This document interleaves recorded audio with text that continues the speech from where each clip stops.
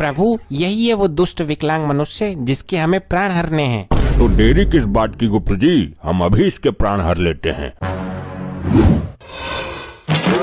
ये क्या गुप्त जी, इसके प्राण क्यों नहीं आए? प्रभु एक बार फिर से कोशिश कीजिए।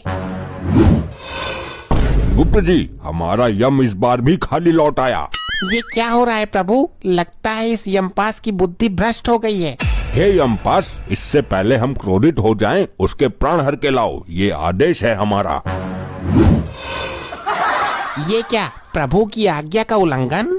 असंभव, आश्चर्य। गुप्त जी, तुम्हारा ये लैपटॉप नामक यंत्र कब काम आएगा? जल्दी इसमें देखिए। जैसी आपकी इच्छा प्रभु। दुनिया को धोखा देने वाले इस विकलांग ने आज अपनी मृत्यु को भी धोखा दे दिया।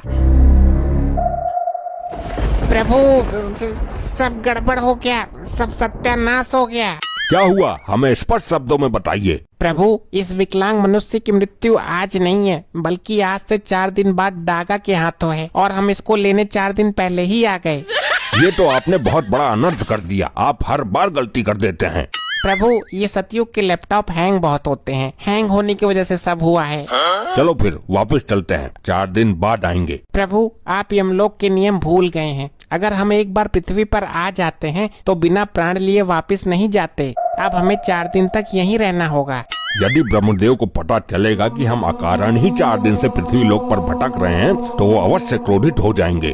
प्रभु अब तो अनर्थ हो ही गया। यहाँ का वातावरण देखते हैं कुछ दिन। आपका विचार उचित है गुप्त जी। और प्रभु जब 4 दिन बाद डागा विकलांग को मार देगा तो हम उसके प्राण लेकर वापस चलेंगे। ये डागा इसको मारेगा क्यों गुप्त जी? प्रभु मैंने अभी लैपटॉप में चेक किया था। कुछ समय पहले जवानी को जंग लगने के डर से डागा एक छोटी सी बहू ले आया, जो इस विकलांग मनुष्य की वजह से घर छोड़कर भाग गई। ऐसा क्या किया इस विकलांग मनुष्य ने? प्रभु डागा जब चोरी करता था तो ये विकलांग मनुष्य मौके का फायदा उठाकर उसके ससुराल में सारी बातें बता देता था। फिर तो विधाता ने इसकी मृत्यु डागा के हाथों से ही निश्चित की है। बहू भगा दी बेचारे की। गुप्त जी, बहू उसकी भागी है, आप क्यों रो रहे हो? ये दोनों वहाँ खड़े होकर इतनी देर से क्या ढेर चावल गला रहे हैं? मैं ही इनके पास जाता हूँ। प्रभु वो यहीं आ रहा है। अब आप देखना ये किस तरह मनुष्य को अपनी बातों की चक्रव्यूह में उलझाता है। प्रणाम भाई लोगों। क्या प्रोग्राम करने जा रहे हो या प्रोग्राम करके आ रहे हो? क्या मतलब है तुम्हारा? मतलब तुम्हारी वेशभूषा को देखकर बोल रहा हूँ। किसी जागरण वगैरह में काम करते हो क्या? मूर्ख मानव, हम साक्षात यमराज और चित्रगुप्त हैं। पहले मैं भी आप ही की तरह रामलीला में चाची ताड़का का रोल करता था। जितनी तेरी शातिर बुद्धि है और जैसा तेरा शरीर है, तुझे तो महाभारत में शकुनी मामा का रोल करना चाहिए था। नहीं नहीं नहीं नहीं नहीं, गलत बात नहीं, गलत बात बर्दाश्त नहीं। हम सत्य कह रहे हैं। हम यमराज और चित्रगुप्त हैं। 4 दिन बाद तुम मर जाओगे। अगर जीवन के अंतिम क्षणों में कुछ पुण्य कमाना चाहते हो तो कमा लो जाकर, तुम्हारी सजा थोड़ी कम हो जाएगी। लगता है दोनों ही दिमाग से हटे हुए हैं। यमराज और चित्रगुप्त बुलेट लेकर घूमेंगे क्या? अरे जाओ जाओ, जाकर प्रोग्राम करो कहीं। प्रोग्राम तो तेरी मृत्यु के पश्चात तेरे घर पर तेरा ही का होगा, कपटी मानव।